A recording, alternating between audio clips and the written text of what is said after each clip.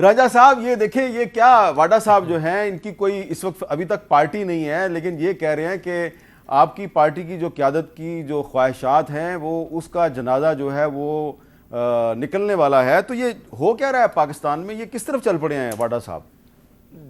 देखिए फैसल साहब के अपने एक नुक्ता नज़र है, लेकिन जहाँ तक मेरा मौक़िफ़ है और जो मैं समझता हूँ वो ये है कि पहली बात, काजी फ़ायज़ ईसा आइन और कानून के पाबंद हैं। हाँ, जो आइन और कानून में एक जज का रोल होता है, हम यही तवक्को करेंगे कि वो अपना वो रोल जो है वो प्ले करें।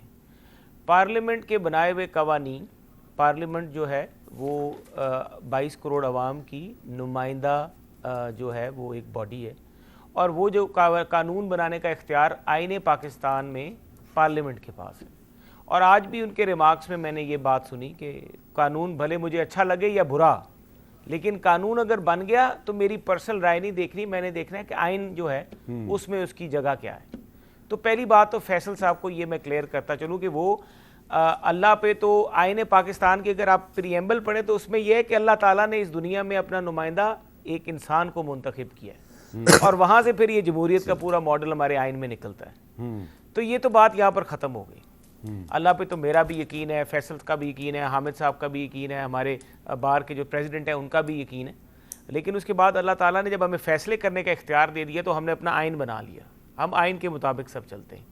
दूसरी बात आ गई कि नवाज शरीफ साहब ने क्या किया। नवाज शरीफ साहब ने एक्सटेंशंस नहीं दी, नवाज शरीफ साहब ने इन चीज़ों की हमेशा से मुखालफत की। नहीं, नवाज शरीफ साहब ने हमें, मेरी बात सुने एक मिनट, यहाँ पे थोड़ा सा पॉइंट ऑफ क्लैरिफिकेशन कर लूं। मुझे पता है आपका सवाल क्या है कि बाजवा साहब को जो एक्सटेंशन मिली थी उसके बारे में ख्वाजा आसिफ साहब का कहना है कि वो नवाज शरीफ साहब की मंजूरी से हुई थी।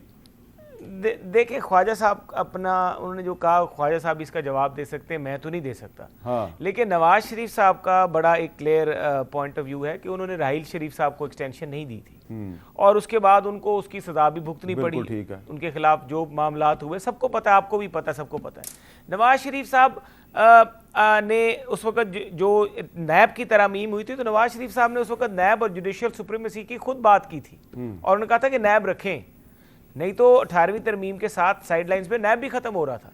नवाज शरीफ साहब ने एहतसाब की भी बात की, लेकिन पॉजिटिव। अच्छा, आपकी पार्टी और इस तरह के एहतसाब की बात नहीं की कि राना सनाउल्लाह की गाड़ी में 15 किलो ये आपकी बात दुरुस्त है। मैंने एक ब्रेक लेनी है, बात नहीं की। मैंने एक ब्रेक लेनी। ब्रेक से पहले मैं आपको चाहूंगा कि आप नवाज शरीफ साहब, शहबाज शरीफ साहब, आसिफ जरदारी साहब और शाहिद हक्कान अब्बासी साहब, इनकी नैब के बारे में जो पुरानी गुफ्तगू है, जरा उसके क्लिप देख लें, फिर मैं एक ब्रेक लेता हूँ।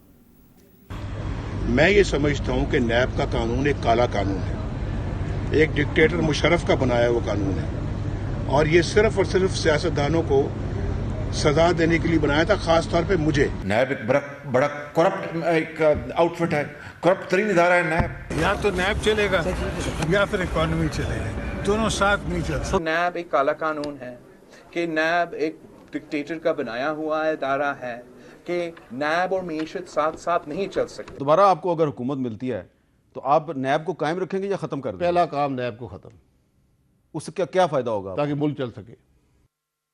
लेकिन हुकूमत मिली, नैब को ख़त्म नहीं किया, उसके कानून में तब्दीली की। लेकिन राजा साहब, मैंने ये इसलिए सुनवाया कि आप कह रहे थे कि नवाज शरीफ साहब जो हैं उन्होंने कहा कि नैब को चलने दिया जाए, लेकिन उन्होंने बड़े क्लियर अल्फाज में कहा कि नैब जो है वो एक काला कानून है।